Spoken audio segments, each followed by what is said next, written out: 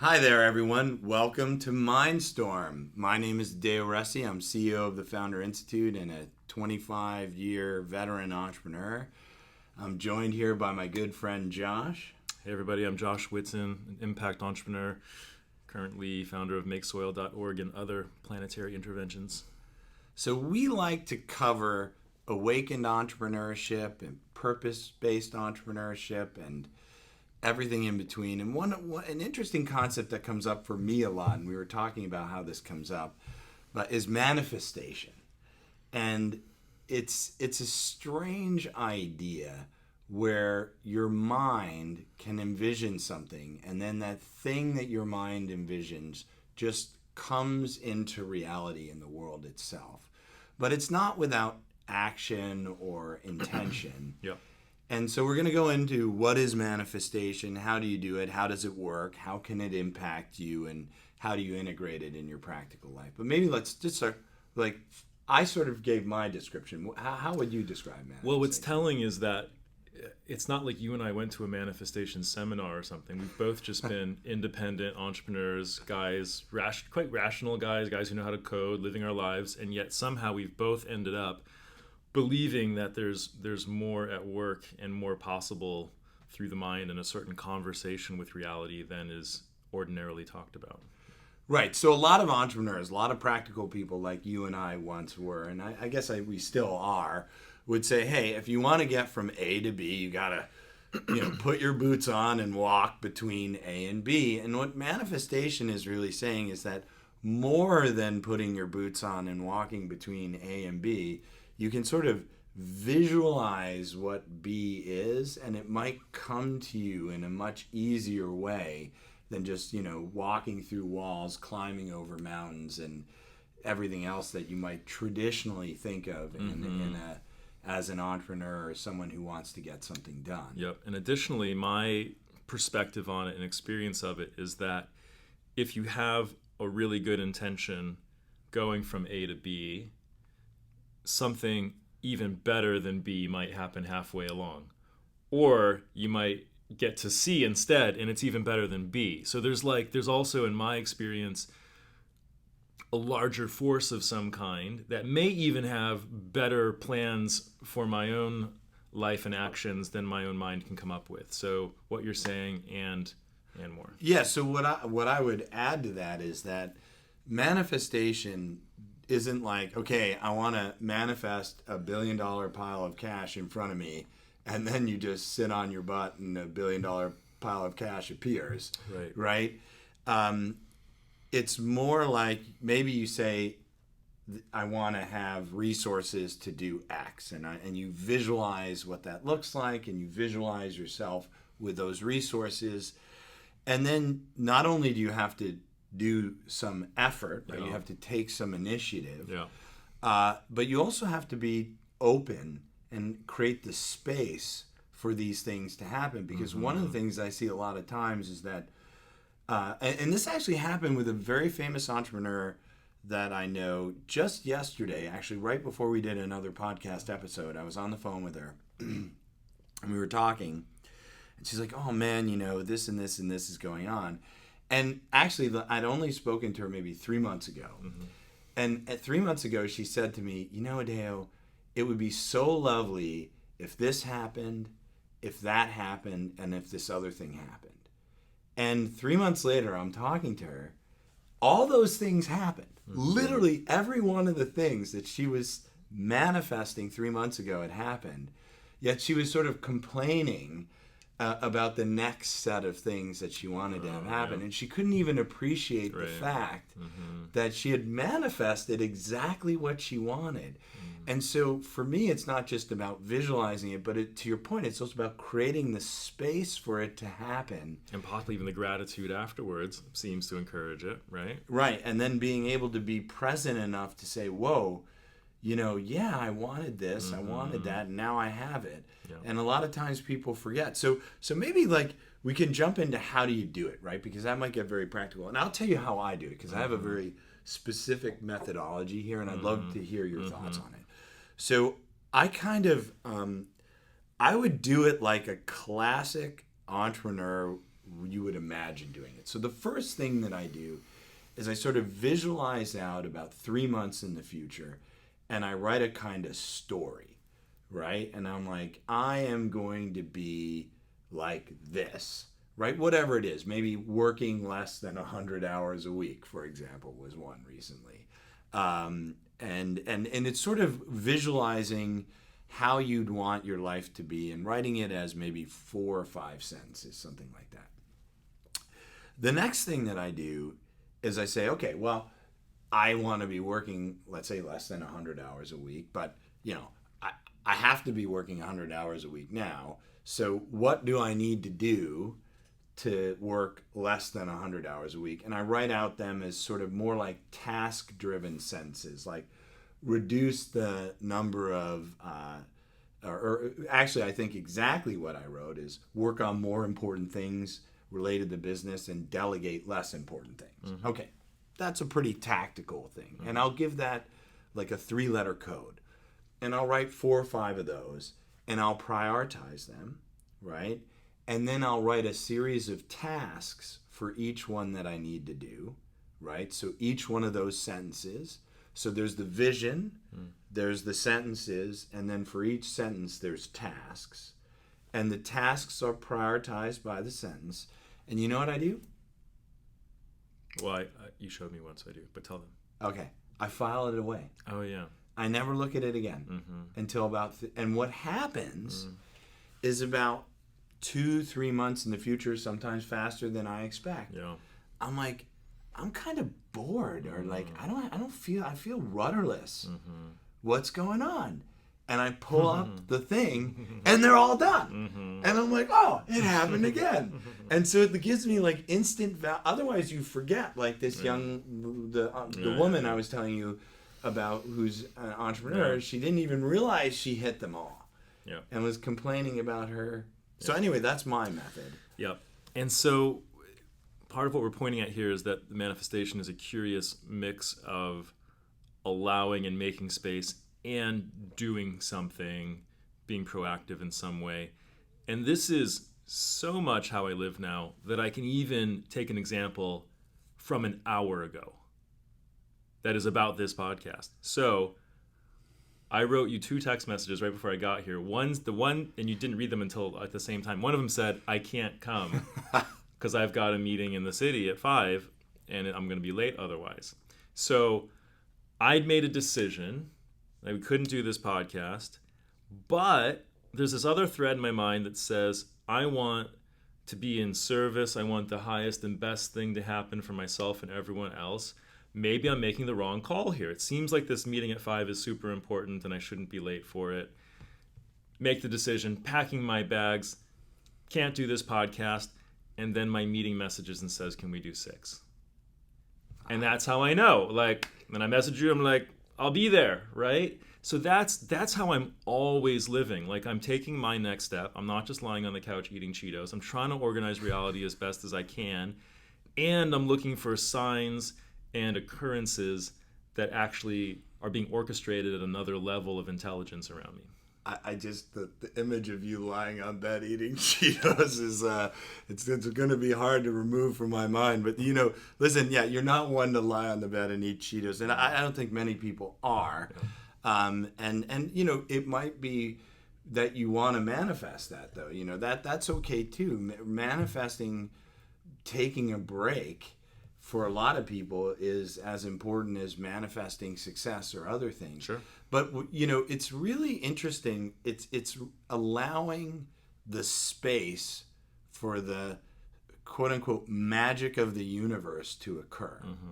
Right? And we've talked about in the past this concept of conversations with reality. And it's a great example of what you said, and that you didn't just say like, oh, I want to do the podcast. You said, I want to be in higher service to humanity, and I think the podcast might be right. And the universe then gave the space for you to do the podcast without compromising any of the things totally. That you're supposed That's exactly to be doing. it. And without that perspective, that conversation with reality, people just like plow through reality. right? Especially if you have some resources, right? It's like, oh, I can't get there, with an Uber. Well, like, I'll take a helicopter or whatever, right? You could just force it harder and harder.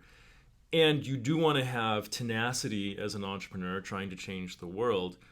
But the universe isn't trying to kill you. It's trying to team up with you to help reality, to help the world out. And so team up with it. See what the other options are. It's even to the point now where if I go, and I've mentioned this in other podcasts, if I go to get an Uber or a Lyft or something, and there's like 3x surge pricing or something, I stop and say, what's that about, right? Like, because to me, it's like, the universe unfolds, reality unfolds very elegantly for me usually. And I'll actually say, I'm not taking that 3x ride. Oh, I just remembered a buddy who lives like 3 blocks from here. Like, I'll go see what he's up to. And then like a life-changing conversation happens, right? That's what it looks like in my daily life. Well, for a lot of entrepreneurs and for a lot of type A personalities, like it's like, I got to get there. I got to do this. I got to have it. And listen, I'm that way too. So I'm not going to say that it's been a difficult transition for me to become more manifester, less type A person. To leave more space. Yeah, so I'd say like for a long time I was like totally type A. I'm like, I'm going to a meeting, like I don't care if it's raining, snowing, or like there's a hailstorm, I'm gonna make that meeting. Now I'm like definitely more in the manifesting realm, to the point where I do say, okay, well, it's hailing right now. Maybe there's a reason I shouldn't be going to this meeting. Let me pause and reflect. And I think, it's not just if you have all the resources in the world, it's a combination. Sometimes if you don't have resources, you feel trapped. Like, I gotta do this, even though the universe may be saying, don't do it. Right. And it's a personality thing. It's a type A personality, kind of get things done. Nothing stands in my way. And sometimes like no is the right answer that you need to listen to from the universe for the manifestation of what you want to happen. And the better answer. Yeah. Yeah. And I would say, how does it work? I mean, when you look at that, I mean, it's always worked for me. I mean, it just worked right now with a ticket to an event. I was talking with my friend about manifesting it, and literally someone popped in the chat and said, "Oh, I have a ticket." And my friend who wanted the ticket knows that person, and it just was like this magical moment that just happened right in front of me, like right before also it. So I think, just creating, because the other thing that could have happened is I could have ignored the chat, right? Because I was kind of talking with my other friend, and I could have ignored it, but this one popped up. I said, okay, what's going on? He's like, oh, I happen to have a ticket. I'm like, oh my God, this other person. You could have paid $10,000 and somebody would have given up a ticket, right? There's many options. Yeah. So creating, so it doesn't work like you would expect always, right? And that's where I think it works. I can tell you, I am a very factual, very rationally minded person, and I would say it works. Yeah. It is. It happens to me so often and so improbabilistically that it's only because I'm a rational person that I believe in it now, because it's just my worldview had to expand to account for what's going on. It's the way reality works now. For me. Yeah. Right. And you. Yeah. And the trick though to unlocking it is not just to visualize it, right? But also to be open to an alternative path. It's a kind of consciousness, really. It's a shift in consciousness that creates the space for it, that creates the alignment with it. It's kind of a cocktail, right? You have to have, there's got to be some intention there. There's got to be some space. If you're full of fear and doubt and those kind of emotions, it screws the whole thing up, right? You can't, when you're full of fear and like that, you can't, there could be a sign in front of you telling you what to do and you might not see it, right? It's like, literally, it's free if you press this button. Right, it's exactly. like, nothing's free. It's like, it can't be free. No, it's totally free, my friend. Right. So, I don't believe you. So, no, fear and doubt is a fascinating, I would say that if I look at when I think there are really great manifestors out there that don't see the manifested gift right in front of them because of, I would add another one, hurt or pain, Yes. fear, and doubt. Right? So they could, like, yeah. the woman who achieved all her dreams was still in pain and couldn't even appreciate that all the things she wanted 3 months ago were fully realized. Yeah. And I was like, you should be wildly happy. Everything you just said you wanted 3 months ago, you have. Yeah, right. But you're upset. And that's a pain. Yeah. Right? But other people are so scared that they sort of like, oh, wouldn't it be great if I got a promotion? And their boss is like, I'd really like to take you to lunch. It's like, oh, no, he's going to fire me. And like, right, totally. People get triggered and, yeah, absolutely. And then doubt, it's like, oh, I could never. It's like, I would really like that whatever, but I could never get it. You'll see this, actually. People will want some kind of big shot meeting with somebody. They'll actually manifest the meeting, and then they'll crap their pants. And the meeting will fall apart because they don't feel they're good enough. They can't handle it now, right? You'll see people's sort of fortitude waver, and reality's always reconfiguring. So. Right. So, I mean, Matt, unfortunately, and this is actually something we should warn about because how does it work? Well, it also works both ways, right? So if you're always thinking negative thoughts and always like, oh, man, I'll never get the promotion. I'll never, you're never going to get the promotion. Or it's like, I don't think I can get the deal. That deal's too big. You're not going to get the deal. So somebody's afraid of getting fired, and they're so afraid that they act all squirrely and get fired. I mean, it happens all the time. And this is a real danger. You manifest both ways. And in fact, so one of the things that I've realized about manifestation is it's extremely dangerous if you go negative. It's kind of just like the accelerator pedal, right? Like, it's just reality starts to work faster and more efficiently in whatever direction you're in alignment with. Yeah, so I actually, one of the cautionary tales here, and the reality is probably most people are manifesting negative things in their life. And then you hear people who really, really go deep on manifestation. People who are afraid of getting sick get sick. People who are, afraid of being poor are poor. And because what's happening is they're putting so much mental energy in the fear of being poor or the fear of being sick that they become poor and sick. So one of the cautionary tales I would tell you is manifestation works. Keep your thoughts positive. Keep your goals positive. And actually, as you get better and better at manifestation, you also, as a cautionary piece of advice, want to be careful about not going dark and negative. Yes. I mean, our thoughts, our beliefs, our emotions really, really matter. Even if you didn't believe in any of this manifesting stuff, negative belief, thoughts, and emotions decrease your chances of success and increase your chances of illness and all that stuff. But really, and I'm as a computer science guy and all this stuff, I've really thought a lot about what is the mechanism of these forces, right? And I believe voodoo.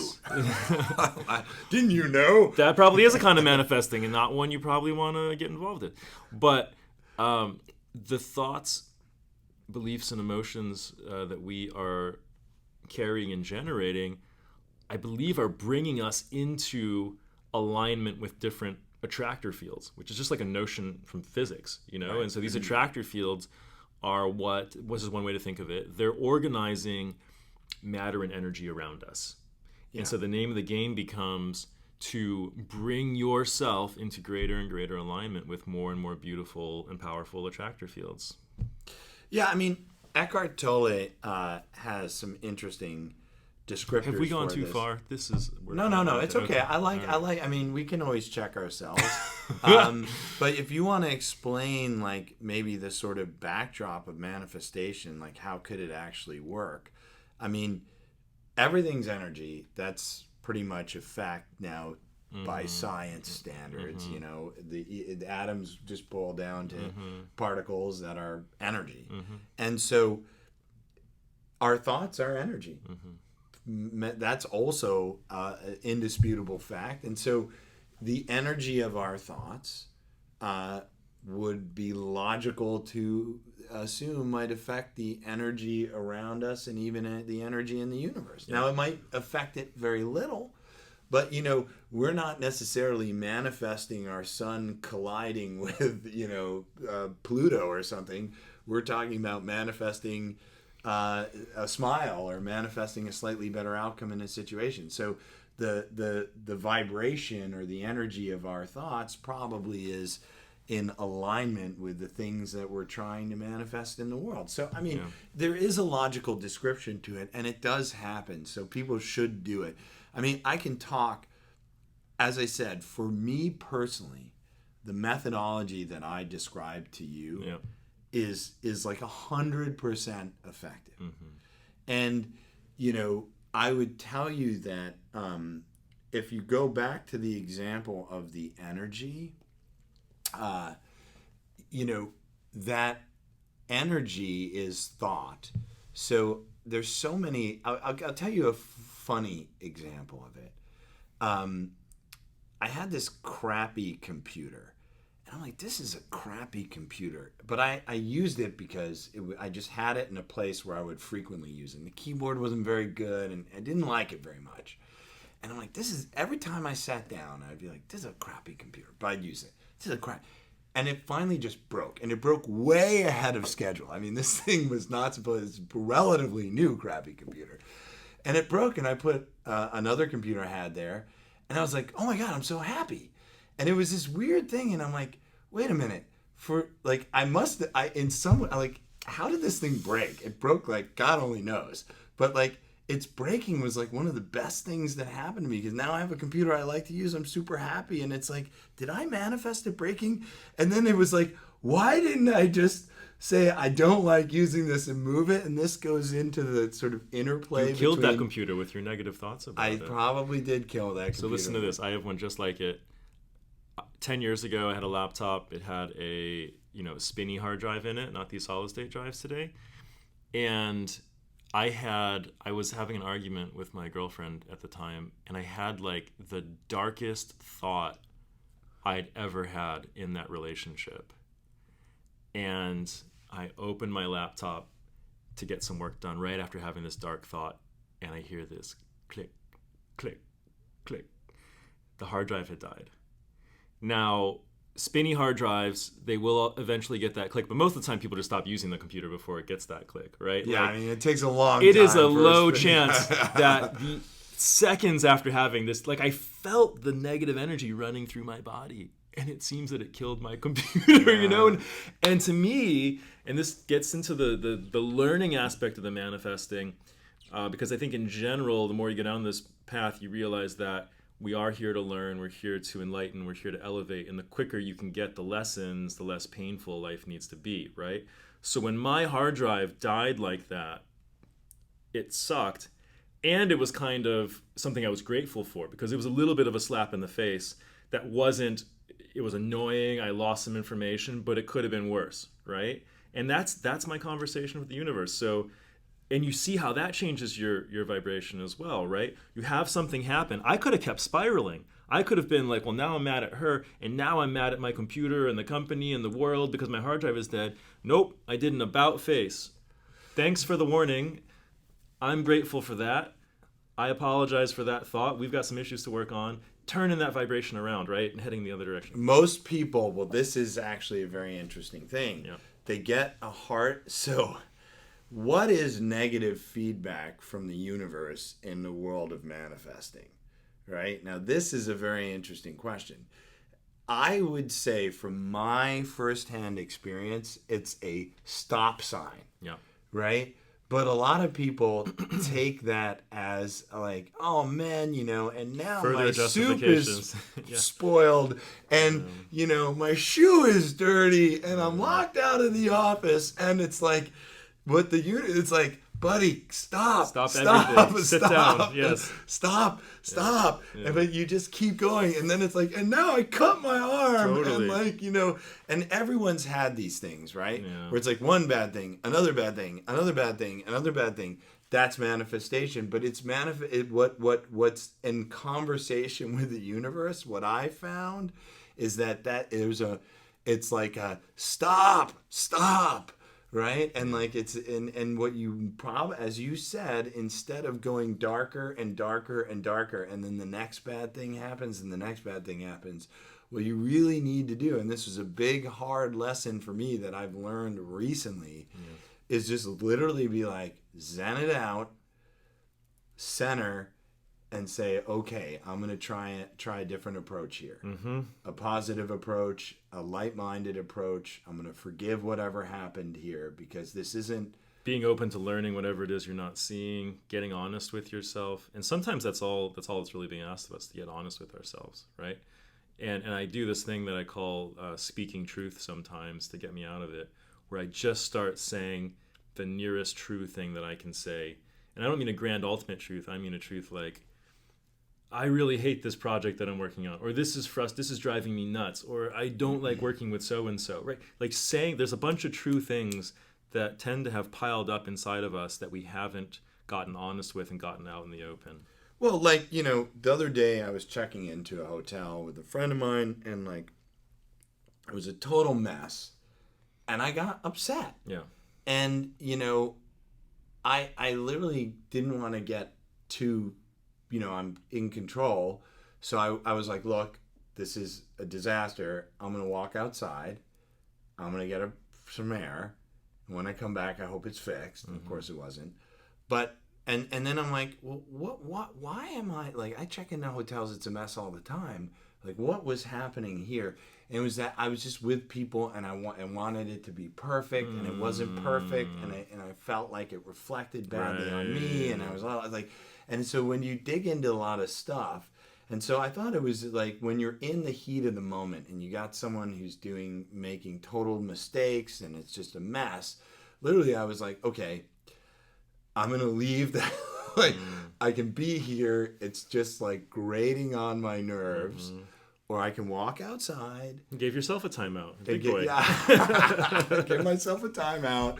Come back in when it's all fine. So, it's okay if things are not manifesting the way that you want, or you're in a downward spiral, to just give yourself a timeout. And here's where this is such like straight up Jedi judo stuff to master here, because what we're not saying is everything needs to go perfectly all the time. It really is more this conversation with the universe thing, where you're heading toward your goals, which are hopefully an increasingly high vibration intention. You're learning as you go. Because the other trap, and I've fallen into this when I've been in a super flow state for days and days, like the doors are opening in front of me, literally and figuratively. It's just like, and then something goes a little bit not to one of my preferences. And then that annoys me. And then I start noticing all the other things that are according to my preferences.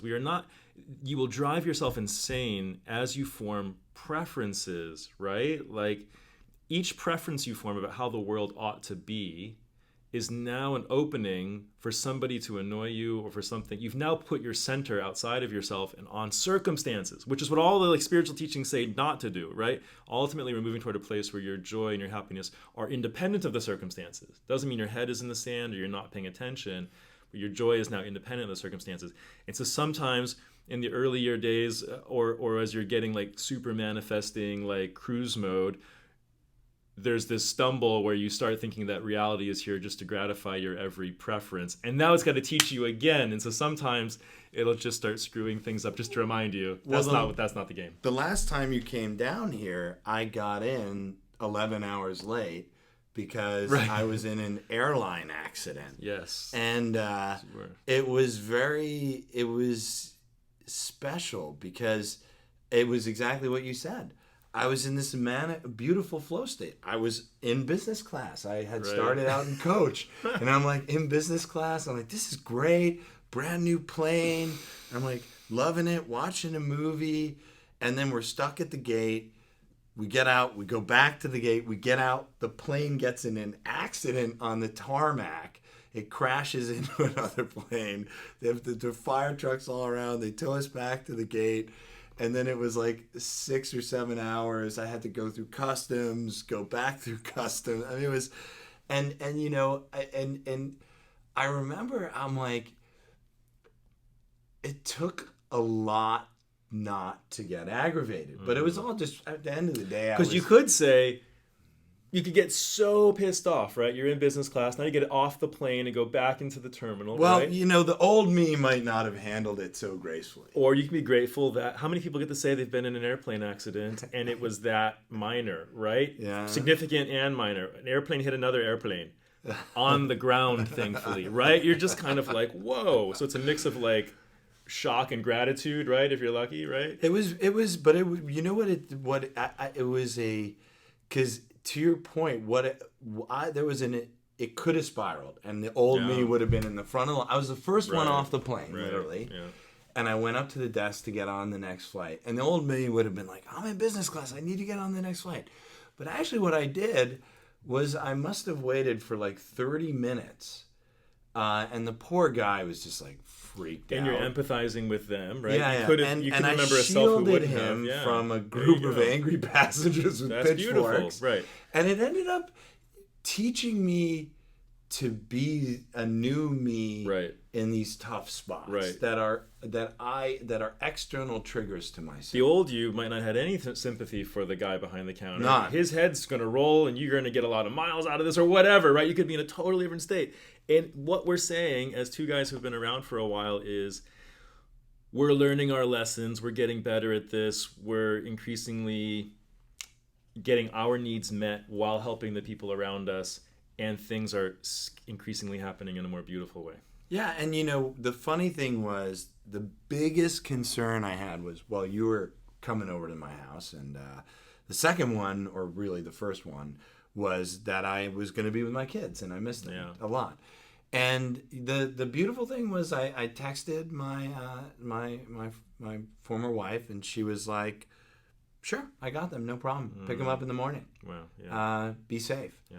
And you know, I'm not going to say that our relating is always beautiful, but that was a beautiful nice, moment. And you know, I was like, wow. And then I was up early. I got to do some chores around the house before the kids. So it ended up working out really great. And I just did. We had a nice morning, actually. Yeah, I slept on your couch. It was great. Yeah. So you know, I just creating that space. So back to sort of a practical thing. So now I'm an entrepreneur. I'm like, oh, I'm going to start manifesting, but they've got to integrate it into their day-to-day life, and it almost seems antithetical. And we talked a little bit about how you create space and stuff like that, but someone might say, well, you know, I still got to make payroll, Josh, and you know, and what about you probably got to make payroll. It's a good guess. Do your damnedest to meet payroll. Could also be the case that you should have shut down that company a long time ago and it's not doing anything good for the world. I don't know. So you're staying open, right? You're doing your best. Like I had somebody, tell me I've had my friend so-and-so got laid off, and they were just like weeping for this person, and they're like, they were trying to get me into it, right? You'll see this, people do this. They want you to get your emotions all tied up like theirs are in a thing, and it's just like, I bet that's hard for them, but could be the best thing that ever happened. You read these great biographies, Steve Jobs or whatever, he says the greatest thing that happened was getting fired from Apple, right? We're not saying it's easy. We're not saying it's nice. We're not saying it isn't painful. We're just saying be careful about making these assumptions about that exactly what's best and what isn't. Yeah, so, I have these conversations with people all the time, and, it's a funny thing with manifestation, because as we were saying earlier, there's the good and the bad. Mm-hmm. And when I see a lot of entrepreneurs that are getting mixed signals from the business, mm-hmm.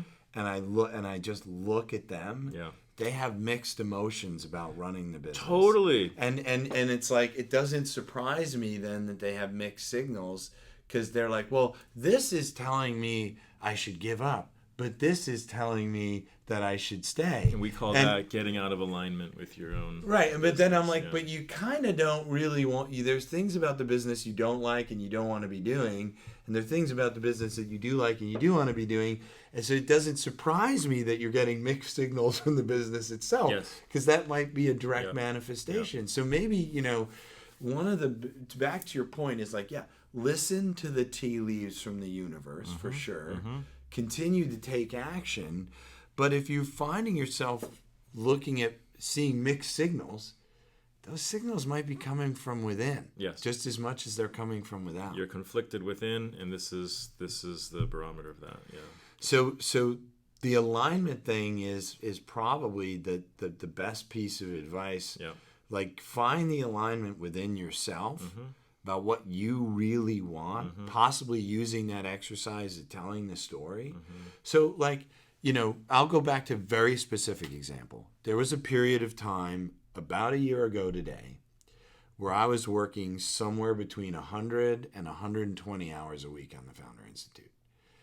And I did that for over 6 months, from June to maybe March timeframe.